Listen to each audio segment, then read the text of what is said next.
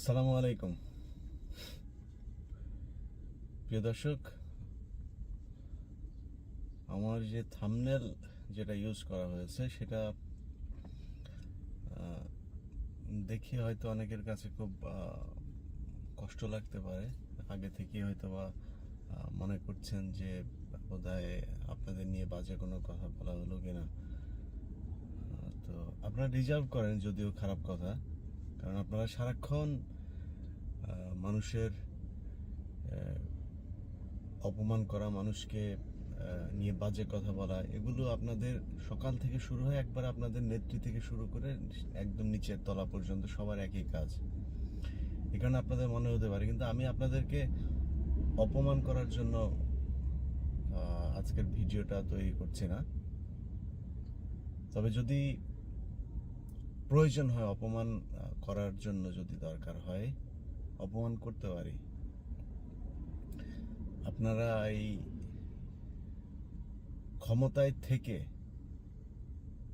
মানুষকে নিয়ে যা ইচ্ছা তাই বলেন, যারা কষ্টে আছে তাদেরকে নিয়ে বলেন, তারা কিন্তু সহ্য করছে। ধরেন আমার কথাও যদি বলেন, আমার মতো জায়গায় থেকেও আমাকে নিয়ে এই সরকারের যে উইংগুলো আছে, অক্সিলারি যে ফোর্স, এই অক্সিলারি ফোর্স আমাকে নিয়ে যত ধরনের গুজব, যত ধরনের বাজে কথা, যত কিছু ছড়িয়েছে, আমি উপরের লেভেলের কথা বাদই দিলাম। তো খালেদা জিয়া মারা যাচ্ছে, একটা মৃত্যু পথযাত্রী, তাকে নিয়েও হেন কোনো বাজে কথা নাই, বলেন নাই। জিয়াউর রহমান সারাক্ষণ তারে নিয়ে আজে বাজে কথা বলেন। আবার আপনাদের নিয়ে কিছু বললে তখন আপনারা বলেন যে মৃত মানুষকে নিয়ে কেন কথা বলা হয়। আরে বেটা, মৃত মানুষ তো জিয়াউর রহমান কি?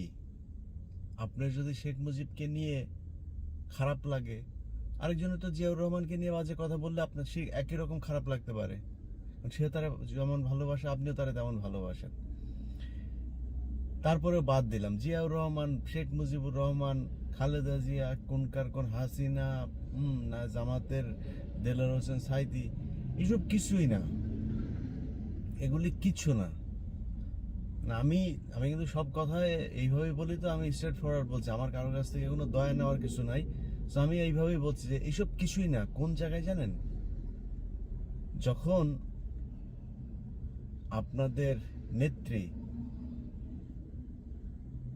ভারতে আম পাঠায়, ঠিক ওই সময়, যেই সময় কিনা সারা পৃথিবীর সব মুসলমান দেশগুলো এই ভারতের বিরুদ্ধে কথা বলছে, ওই সময়টাতে, যেই সময় ওই দেশের একজন কেন্দ্রীয় একজন নেত্রী, যে কিনা আমাদের রাসূল সাল্লাল্লাহু আলাইহি সাল্লামকে নিয়ে কটূক্তি করে বাজে কথা বলে, সে আমটা কয়েক মাস পরেও পাঠানো যেত, কয়েকদিন পরেও পাঠানো যেত, ঠিক ওই আন্দোলনের সময়ই আপনাদের নেত্রী আম পাঠিয়েছে, প্রতিবাদ তো করেনি নাই। তখন আমাদের কষ্ট লাগে। এই পদ্মা সেতু বানিয়েছেন না, এই পদ্মা সেতু কারো বাপের টাকা দিয়ে বানানো হয়নি। এ জনগণের ট্যাক্সের টাকা, জনগণই ট্যাক্স দিবে। এই যে এখন গাড়িতে দেখেন না, এই টোল দেওয়া নিয়ে আবাদে গেছে গ্যাঞ্জাম, তো এগুলি তো আদায় করা হবে পাবলিকের কাছ থেকে, এইভাবে আদায় করা হবে। বাসের ড্রাইভার দিবে বাড়তি টোল দিয়ে সে বাড়াবে ভাড়া, ভাড়া যখন বাড়াবে তখন সেই ভাড়া দিতে হবে সাধারণ পাবলিককে। এটাই তো সিস্টেম। সো ওই সব শেষ সমস্যাটা গিয়ে দাঁড়ায় হচ্ছে এই জনগণের ঘাড়েই। অতএব এটা কারো বাপের টাকা দিয়ে তৈরি হয়নি, এত পটর পটর করার কিছু নাই। কিন্তু তারপরও এই পদ্মা সেতুর বিরোধী তো কেউ নাই, কারণ যে বিরোধিতা করবে এরকম পক্ষ যদি কেউ থাকে, সেটা সরকার। এই পদ্মা সেতু করাতে যদি ক্ষতি হয়ে থাকে, তাহলে সরকারের হয়েছে।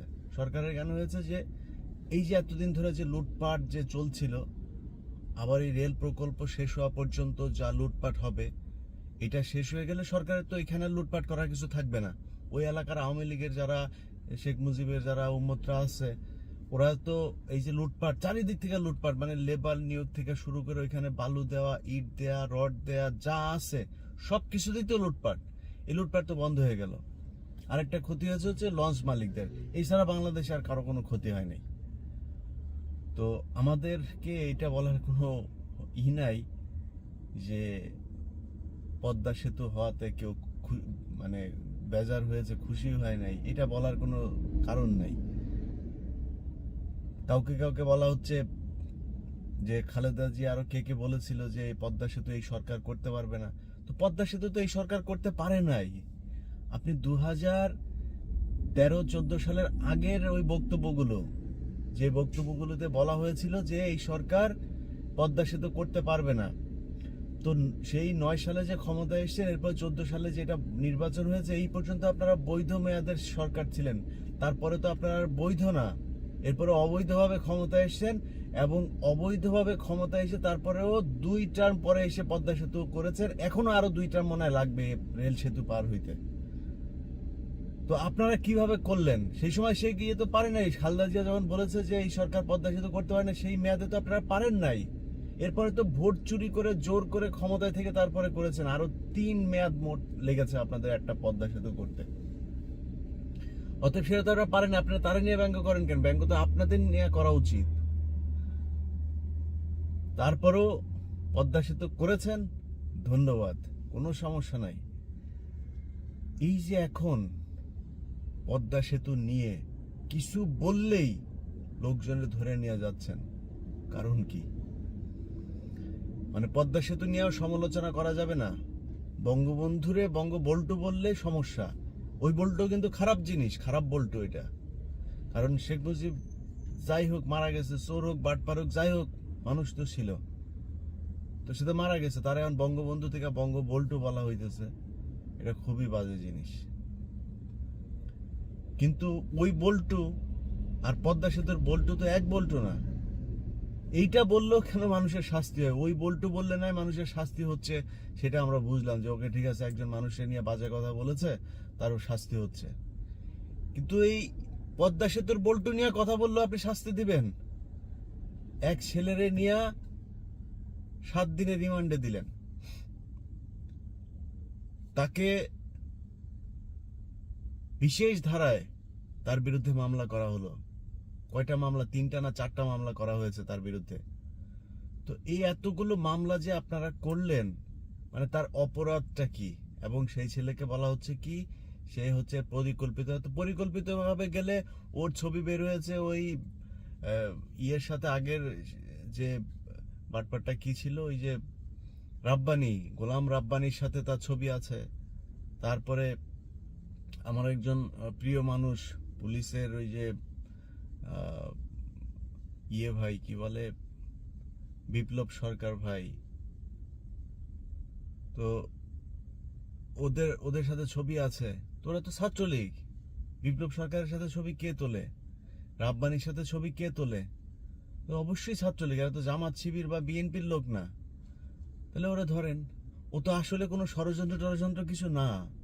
ও দেখেছে, সেটা পরের আপনারা নিশ্চয়ই দেখেছেন যে যেসব শ্রমিকরা বক্তব্য দিয়েছে যে এই নাট টাটগুলো এগুলো ঠিক মতো লাগানো হয় নাই। হইতেই পারে তাড়াহুড়া করে এই উদ্বোধন করতে, কারণ কখন কি হয়ে যায় তার তো ঠিক নাই। এখন খুব তাড়াহুড়া করে রেল লাইন টেল লাইন বাদে এটারে করে দেওয়া হয়েছে, যে এটা নাম দেওয়া হয়েছে বহুমুখী সেতু। ওই শুধু ওয়ান ওয়ে করে তারপরে এটাকে তাড়াতাড়ি উদ্বোধন করে লোকে। আমরা বুঝলাম যে আপনাদের তাড়াহুড়া ছিল, কিন্তু সে তাড়াহুড়া থাকলে তো নাট বল্টু 2-4টা খোলা থাকতেই পারে।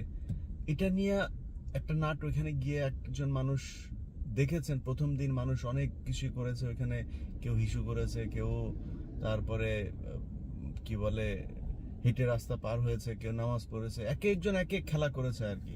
এই যে এগুলো করেছে, এগুলো হয়েছে, তো সমস্যাটা কি? এই বল্টু খোলা তো সমস্যা কি? এটা তো আর বঙ্গবল্টুর বল্টু না।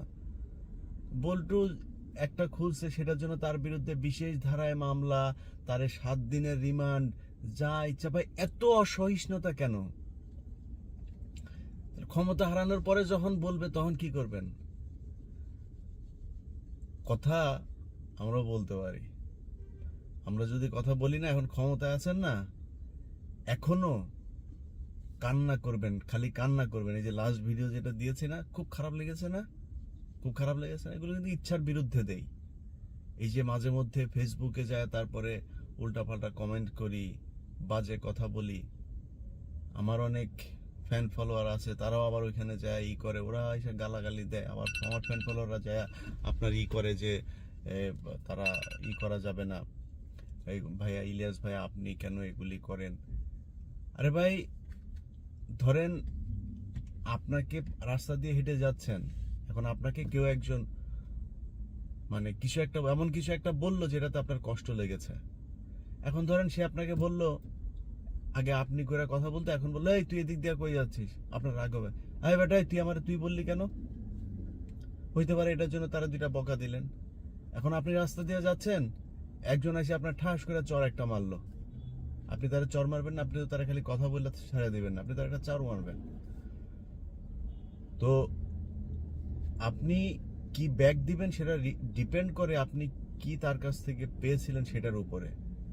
এখন আপনার কাছে মনে হয় যে শেখ হাসিনাকে যাই করুক এই পদ্মা সেতু নিয়ে একটু ই তো করা যায়, এটা নিয়ে ভাই আপনি ওকে নিয়ে বাজে কথা কেন বললেন ভাই এটা নিয়ে, আরে বেটা আমার তোর কষ্ট লাগে হয়েছে শেখ মুজিবকে নিয়ে কিছু বললে, আমার কষ্ট শেখ মুজিবকে নিয়ে, জিয়াউর রহমানকে নিয়ে, তারেক রহমানকে নিয়ে, আর জয়রে নিয়ে কে কি বললো ওইটা নিয়ে তো আমার কষ্ট লাগে না।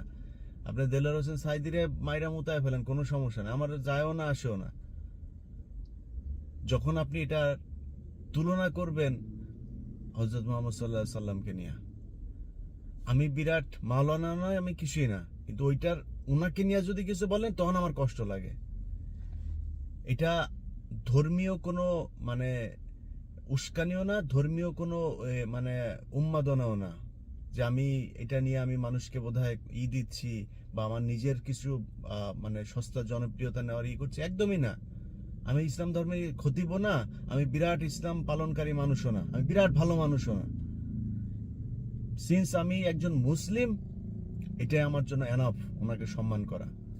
আপনার শেখ মুজিবের নিয়ে কথা বললে যেমন গায়ে লাগে না, এইটা একদিন যায় জবাব দিয়েন, এটা আল্লাহর কাছে যায় জবাব দিয়েন যে আমার এই শেখ মুজিবকে নিয়ে এটা বলাতে আমার এত খারাপ লেগেছে, আর আমি সহ্য করেছি যখন দেশে হযরত মুহাম্মদ সাল্লাল্লাহু আলাইহি সাল্লামকে নিয়ে কথা বলেছে সেইটা, এই জবাব একদিন আল্লাহর কাছে গিয়ে তারপরে দিয়েন।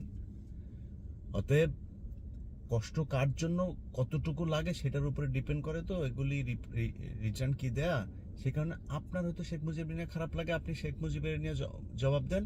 আমার হযরত মুহাম্মদ সাল্লাল্লাহু আলাইহি সাল্লামকে নিয়ে বললে খারাপ লাগে, আমি তখন শেখ হাসিনাকে জবাব দেই। কারণ আজকে বাংলাদেশে যা কিছু ঘটছে, গত 2 দিন আগে সংসদে একজন লোক বলেছেন একদম পৃষ্ঠা ধরে ধরে কোন ক্লাসের বইতে মানে ধর্মীয় বইগুলোকে, কবিতা তারপরে ইয়েগুলোকে বাদ দেওয়া হয়েছে এবং কোন কোন ক্লাসে নতুন নতুন সংযোজন করা হয়েছে, এবং হিন্দুদের যেসব মানে বইগুলোকে সেখানে পড়ানো হয়েছে সেগুলো সবকিছু উনি খুব সুন্দরভাবে পরিষ্কার করেছেন। এটাই আজকের বাংলাদেশ। কিসের পদ্মা সেতু? পদ্মা সেতু দিয়ে খাবো নাকি আমি, কোলায় খাবো? এই পদ্মা সেতু আমারে পুলসিরাত পার করাই দিতে পারবে? আপনি যদি মুসলমান হয়ে থাকেন তাহলে এইটার প্রতিবাদ আপনাকে করতেই হবে। যেই বেটি এই দেশে মুসলমানদের ইসলাম পালন খুব চরমভাবে জটিল করে তুলেছে, সে পদ্মা সেতু দুর্নীতি করুক আর না করুক সেটা পরে, বিএনপি থাকলেও এটা দুর্নীতি করতো, এটার নো ডাউট। এখানে আমার কোনো বিএনপি আওয়ামী লীগের নিয়ে কোনো মানে ফারাক তৈরি করার কিচ্ছু নাই, আমি অনেস্টলি আমি মানতেছি। জামাত ইসলাম যদি থাকতো হয়তো ই হইতো, চরমনায় থাকলেও হয়তো ই হইতো, দুর্নীতি বাঙালি সবাই করতো, আমি থাকলেও করতাম।